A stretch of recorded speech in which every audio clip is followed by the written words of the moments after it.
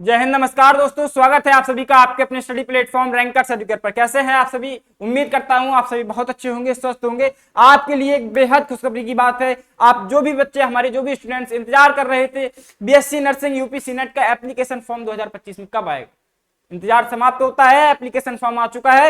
Application form आने के साथ साथ एक बहुत ही बड़ा बदलाव एक सामने आया है। किस चीज में? आपके सिलेबस में, जिसे देख करके आप और भी ज्यादा खुश हो जाएंगे। आपके सिलेबस में बहुत बड़ा चेंज किया गया है। आइए जानते हैं क्या चेंज किया गया है। एक एक इंफॉर्मेशन, एक एक पॉइंट के माध्यम से, एक माइनर पॉइंट के माध्यम से हम आपको देने वाले हैं। वीडियो में अंत तक बने रहिएगा, ठीक है। शुरुआत करते हैं। आपको यहां पर एक इंफॉर्मेशन बुलेटिन दिया गया है, जो कहां से आपको मिलेगा हम आपको ये भी जानकारी दे देते हैं अगर आप जानना चाहते हैं, ठीक है। तो आप सबसे पहले कहां जाएंगे? अटल बिहारी वाजपेयी। सबसे पहले ये क्या होता है, क्योंकि आपका यूपीसी नेट का जो एप्लीकेशन फॉर्म होता है वो रिलीज करना, कंडक्ट किसके माध्यम से कराया जाता है भैया? इन्हीं का काम होता है। अटल बिहारी वाजपेयी मेडिकल यूनिवर्सिटी जो उत्तर प्रदेश में है, यही इस एग्जाम को कंडक्ट कराती है, ठीक है। तो भैया आप इसके ऑफिशियल वेबसाइट पे जाएंगे। इसके बाद आप जैसे ही स्क्रॉल करेंगे आपको यहाँ पर नोटिफिकेशन दिख जाएगा, इन्फॉर्मेशन बुलेटिन, जो आपका बीएससी नर्सिंग जो कि 4 साल का कोर्स होता है, इसका इन्फॉर्मेशन बुलेटिन आप जैसे ओपन करेंगे इस टाइप का इंटरफेस आपके सामने आएगा, ठीक है।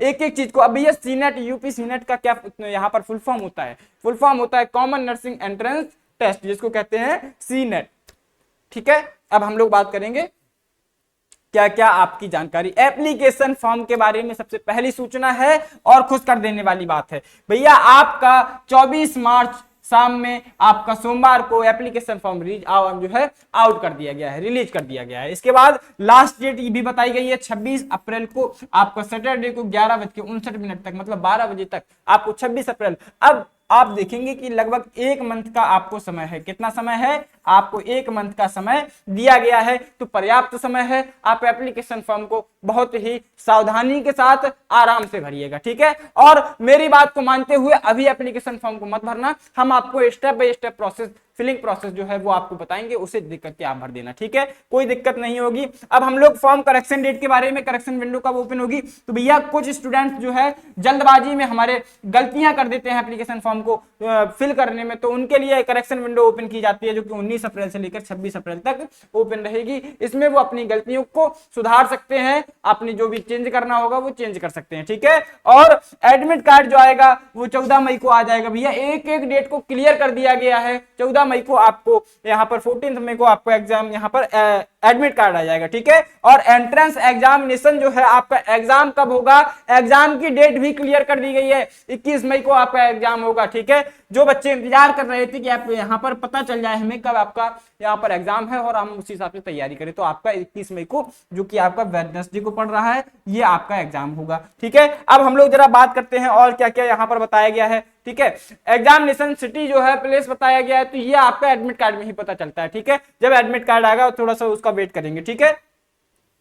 और ये यहां पर एक एक इंक्वायरी को देखेंगे भैया क्या क्या बताया गया है। तो यहाँ एक चीज और बताई गई है, कौन कौन से कॉलेज हैं, ये कॉलेज बताए गए हैं। इसके बाद बताया गया है कि सेंटर आपके कहाँ जाएंगे, ठीक है। तो टोटल 20 सेंटर लगभग आपके बताए गए हैं, ठीक है। 20 सेंटर आपका कहाँ कहाँ है, क्या बनाना है आपको, ठीक है। एक एक सेंटर आपको यहाँ पर बताया गया है, ठीक है। इसके बाद लिखा गया है भैया आपका एंट्रेंस एग्जाम जो होगा वो ऑफलाइन मोड में होगा, ठीक है। और ऑफलाइन के साथ साथ लिखा है बाइलैंग्वेज होगा, आपका यहाँ पर हिंदी और इंग्लिश में होगा, ठीक है। ऑफलाइन होगा, लेकिन आपका एप्लीकेशन जो फॉर्म है वो ऑनलाइन ही भरा जाएगा, ठीक है। ऑनलाइन के माध्यम से, सिर्फ एक ही माध्यम है एप्लीकेशन फॉर्म फिल करने का, वो ऑनलाइन, ठीक है।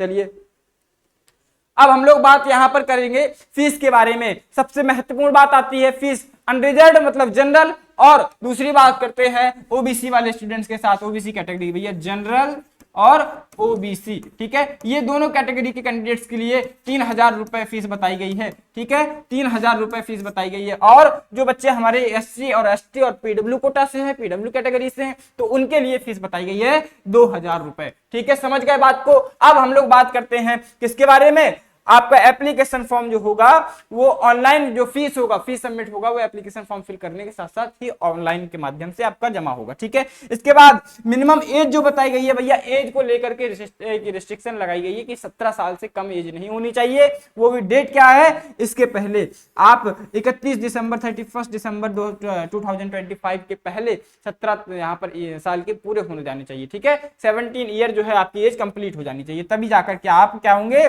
आप जो है इलिजिबल होंगे। क्या होंगे? इलिजिबल होंगे। अब हम लोग बात करेंगे किसके बारे में? जो बताया गया है क्वालिफिकेशन आपके लिए, जो बताया गया है कि आप यहां पर अगर जनरल कैटेगरी से हैं तो आप यहां पर एक बात देखेंगे, आपके लिए 45% आपको मार्क 12th में लाना आवश्यक है। लेकिन 12th में आप देखेंगे, आप पूरा ओवरऑल 12th नहीं देखा जा रहा है, आपका 12th देखा जा रहा है फिजिक्स, केमिस्ट्री एंड बायो। आप समझे यहाँ पर कि अगर कोई बच्चा है पूरा 12th में ओवरऑल अगर 45% है तो नहीं होगा, आपको इन 3 सब्जेक्ट में फिजिक्स, केमिस्ट्री और बायो। एक बात को और यहाँ पर देखेंगे, जो भी स्टूडेंट सिर्फ बायो साइड से था, जो 12th में बायो सब्जेक्ट को लिए हुए था, बायो सब्जेक्ट पढ़ा है, वही इस एप्लीकेशन फॉर्म को फिल कर सकता है, और कोई भी स्टूडेंट किसी भी स्ट्रीम का स्टूडेंट है वो नहीं कर सकता है फिल। ठीक है, और फिजिक्स, केमिस्ट्री और बायो इन 3 सब्जेक्ट को मिला करके आप अगर क्या है, आप अगर 45% को मार्क अप टाइम यहाँ पर क्या करते हैं, ऑब्टेन करते हैं, तब जाकर के आप एलिजिबल होते हैं। हम लोग अगर बात करते हैं SC, ST और OBC कोटा वाले जो भी स्टूडेंट्स हैं हमारे, वो 40% भी लाएंगे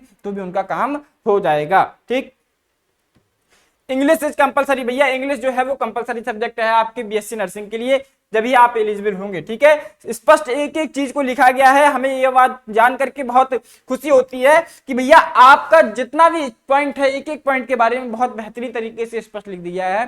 ठीक है, आप यहाँ पर मैरिड कैंडिडेट ऑल्सो एलिजिबल, भैया आप अगर मैरिड हैं तो भी आप एलिजिबल हैं, कोई दिक्कत नहीं है। ठीक है, आप कहीं यहाँ पर चिंता करने वाली कोई भी बात नहीं है। ठीक है, और बताया गया है any change in reservation policy will be followed as per Uttar Pradesh state government यहाँ पर डायरेक्टिव्स। भैया आप यूपी के जितने भी आप यहाँ पर जो लगाएंगे सर्टिफिकेट्स, वो आपके यूपी के होने चाहिए, चाहे कास्ट सर्टिफिकेट हो, चाहे EWS सर्टिफिकेट हो, कोई भी सर्टिफिकेट हो, आपका उत्तर प्रदेश सरकार द्वारा वो मान्यता प्राप्त होनी चाहिए। अगर आपका कास्ट सर्टिफिकेट है तो आपके जिले के तहसीलदार, आपके जिले के SDM के माध्यम से वो सत्यापित होना चाहिए, तभी आप एलिजिबल होंगे। ठीक है, जो सत्यापित का मतलब क्या होना चाहिए, वेरीफाई होना चाहिए। ठीक है, इसके बाद हम लोग बात करेंगे, अगर डिसेबिलिटी का कोई क्लेम करना चाहता है तो उसके पास कम से कम 40 to 50% अगर डिसेबिलिटी है तब जाकर के वो एलिजिबल है, अगर कम है तो इससे कम में जो है डिसेबिलिटी नहीं मानी जाएगी। ठीक है, अब हम लोग बात करेंगे अगले पॉइंट के बारे में। अगला पॉइंट क्या बताया गया है? अगला पॉइंट वही बताया गया है कि आपके जो सर्टिफिकेट होने चाहिए वो आपके वैलिड होने चाहिए। कौन कौन सा सर्टिफिकेट वैलिड है भैया? OBC सर्टिफिकेट है, EWS सर्टिफिकेट है, इसके बाद आपका फ्रीडम मतलब अगर स्वतंत्रता सेनानी ऐसा कुछ रहता है तो ये वाली सर्टिफिकेट भी, एक्स सर्विसमैन है वो भी आपका। NCC कोटा को लेकर के एक क्लियर चीज बताई गई है कि C सर्टिफिकेट ग्रेड B के साथ अगर है तभी आप एलिजिबल होंगे, A और B सर्टिफिकेट है तो आप एलिजिबल नहीं होंगे। आपके पास होना चाहिए, अगर NCC कोटा क्लेम कर रहे हैं तो आपके पास C सर्टिफिकेट होना चाहिए, वो भी ग्रेड B के साथ। ठीक है, ये आपका एलिजिबल होगा, ये आपका एलिजिबल होगा। इसके बाद बताया गया है कि for admission to government nursing college the candidate must be a domicile, यहां पर बताया गया है डोमिसाइल जो है उत्तर प्रदेश। भैया आप उत्तर प्रदेश के निवासी होना चाहिए तभी जाकर के आप एलिजिबल होंगे, ये आपका बहुत बेसिक सी चीज बता दी गई। ठीक है, इंडियन सिटीजन होना चाहिए, ये सारी चीजें क्लियर हो गई है। एप्लीकेशन फॉर्म कैसे भरना है वो हम आपको बताएंगे अगली वीडियो के माध्यम से। ठीक है, तब तक आप इंतजार करेंगे और अपनी तैयारी को बेहतर करेंगे। ठीक है, इसके बाद हम आपको जो बताने जा रहे थे सिलेबस के बारे में, सिलेबस में क्या चेंज हुए हैं जरा देखेंगे एक बार। ठीक है, आपका एप्लीकेशन फॉर्म यहाँ पर फिल करने का सारा डिटेल बताया गया है, क्या क्या आपका यहाँ पर रिक्वायर्ड है। ठीक है, फादर्स नेम है आपका, यहाँ पर है लास्ट नेम है, मदर्स नेम है, सब है आपका, जेंडर है, ईमेल एड्रेस है, मोबाइल नंबर है, ये सारी चीज, व्हाट्सएप नंबर, कैटेगरी है और सब कैटेगरी, ये सब सर्टिफिकेट आपसे यहाँ पर पूछे जाएंगे। इसके अलावा अगर आप देखते हैं भैया आपका OTP वेरिफिकेशन होता है। इसके बाद आप देखेंगे जहां पर प्राइमरी क्या बताया गया है, primary information submitted during registration can not be changed, और यहाँ प्राइमरी का मतलब अगर आपका मोबाइल नंबर, ईमेल आईडी, ये डिटेल आप चेंज नहीं कर सकते हैं। कैंडिडेट क्या चेंज कर सकता है, अपने जो सब्जेक्ट कॉम्बिनेशन है, ये सब सारी चीजें आप यहाँ पर चेंज कर सकते हैं। ठीक है, आप अगर किसी आपका मार्क अगर कोई गलत आप लिख देते हैं तो वो भी आप चेंज कर सकते हैं, इतना चेंज कर सकते हैं, प्राइमरी आप नहीं चेंज कर सकते हैं। ठीक है, अब हम लोग बात करेंगे आप यहाँ पर जो है मेन चीज के बारे में कि आपको एप्लीकेशन यहाँ पर फॉर्म फिल करना है, उसका सिलेबस देखना है। सिलेबस में बहुत बड़ा बदलाव जो हुआ है वो आपका यहाँ पर देखने को मिलेगा कि भैया आपका 21 मई को एग्जाम है, टाइम भी क्लियर है, 11 बजे से लेकर 1:20। भैया 140 मिनट के बारे में, 140 मिनट भैया कितना हुआ, 140 मिनट मतलब क्या हुआ, 120 मतलब 60 + 60 और 20 मिनट एक्स्ट्रा। ठीक है, 2 घंटे 20 मिनट का समय आपको दिया गया है एप्लीकेशन फॉर्म को फिल करने के लिए, यहाँ पर एंट्रेंस एग्जाम को देने के लिए। ठीक है, एंट्रेंस एग्जाम को देने के लिए। अब हम लोग बात करेंगे मोड ऑफ एग्जामिनेशन। तो ये हमने जान लिया है, बाइलिंगुअल है, आपका मार्क भी जान लिया है। एक नंबर के एक प्रश्न के लिए एक यहाँ पर एक नंबर है। ठीक है, 1 mark for each question. 120 question हुए तो 120 आपके नंबर हो जाएंगे। ठीक है, टोटल आपके 120 क्वेश्चन पूछे जाएंगे, जो कि नेगेटिव मार्किंग नहीं होगी। बहुत ही शानदार बात है, बहुत ही शानदार बात है। इसकी पहले भी नो नेगेटिव मार्किंग होती थी, नेगेटिव मार्किंग नहीं है। आप तुक्का भी मार सकते हैं, लेकिन तुक्का हर प्रश्न में नहीं मारना है। ठीक है, अब देखेंगे भैया बीएससी यहाँ पर जो है आपके सिलेबस क्या है। नर्सिंग एप्टीट्यूड पूछा जाता है, आपका फिजिक्स है, केमिस्ट्री है, बायोलॉजी है, इंग्लिश और इंटरमीडिएट स्टैंडर्ड। भैया आपसे इंग्लिश पूछा जाता है। अच्छा, इंग्लिश पूछा जाता है भैया आपसे। टोटल 5 सब्जेक्ट पूछे जाते हैं। कितना? नर्सिंग एप्टीट्यूड, फिजिक्स है, केमिस्ट्री है और बायोलॉजी, इंग्लिश है। इनसे आपको 20% क्वेश्चन पूछा जा रहा है। 20 यहाँ पर 25 या 100 हो गया। ठीक है, 100%। और स्टैंडर्ड जो है वो आपका क्लास 12 स्टैंडर्ड है। और मिनिमम क्वालिफाइंग यहाँ पर मार्क कितना है भैया, वो बताया गया है 50 परसेंटाइल। ठीक है, और 50 के लिए है जनरल कैटेगरी से अगर है तो, और अगर ओबीसी है, एसटी है तो 40 परसेंटाइल भी होगा तो भी काम बन जाएगा। ठीक है, इतना मार्क आपको चाहिए। और एक चीज और आपको बता देते हैं कि भैया आपको क्या बताया गया है, जरा इसी में देखेंगे। ठीक है, इसी में जरा देखेंगे। आपके लिए सबसे बड़ी खुशखबरी ये है कि आपके जो क्वेश्चंस हैं वो अभी तक 40 क्वेश्चन पूछे जाते थे। कितने क्वेश्चन पूछे जाते थे? 40 क्वेश्चन पूछे जाते थे।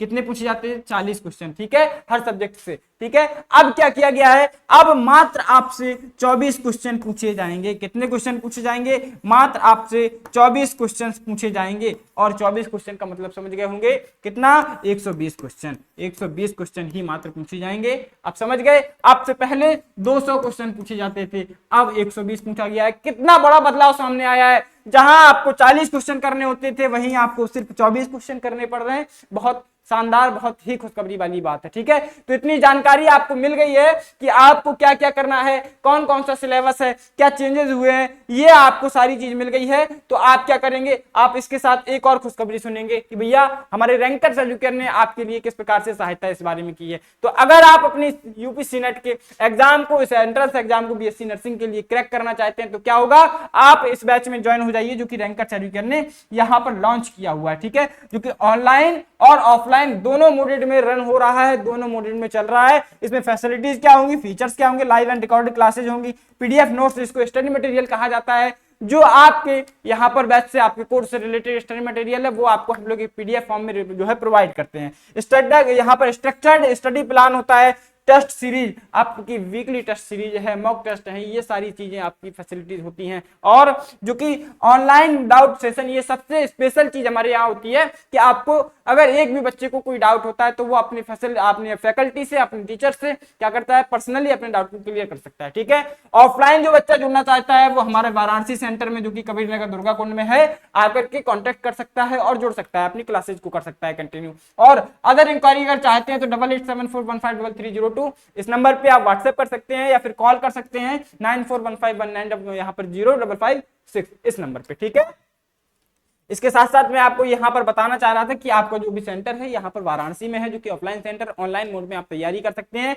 फीस के बारे में अगर हम बता दें तो फीस बहुत ही अफोर्डेबल रखी गई है, बहुत ही अफोर्डेबल। आप जान करके हैरान हो जाएंगे। आप एक बार कांटेक्ट करेंगे तो हमारी टीम आपको एक एक पॉइंट के बारे में गाइड करेगी, एक एक चीज के बारे में गाइड करेगी। आपको इन्फॉर्मेशन मिल गई है, आप तैयारी करिए। आप हमारे साथ जुड़ करके अगर तैयारी करना चाहते हैं तो इस नंबर पे कांटेक्ट कर लीजिए, या फिर कमेंट बॉक्स में अगर आपका कोई भी डाउट है तो आप टाइप करिए। हम आपके डाउट को एक वीडियो के माध्यम से क्लियर करने का पूरा प्रयास करेंगे। ठीक है, स्वस्थ रहें, मस्त रहें। और जाने से पहले आपको बता दूं कि चैनल को सब्सक्राइब जरूर कर लेना। आने वाली इंफॉर्मेटिव वीडियो आपके लिए यहाँ पर महत्वपूर्ण हो सकती है। और बेल आइकन प्रेस करने के साथ साथ ऑल पे जरूर टैप करना, ताकि नोटिफिकेशन आपके मोबाइल स्क्रीन पर सबसे जल्दी पहुंचे।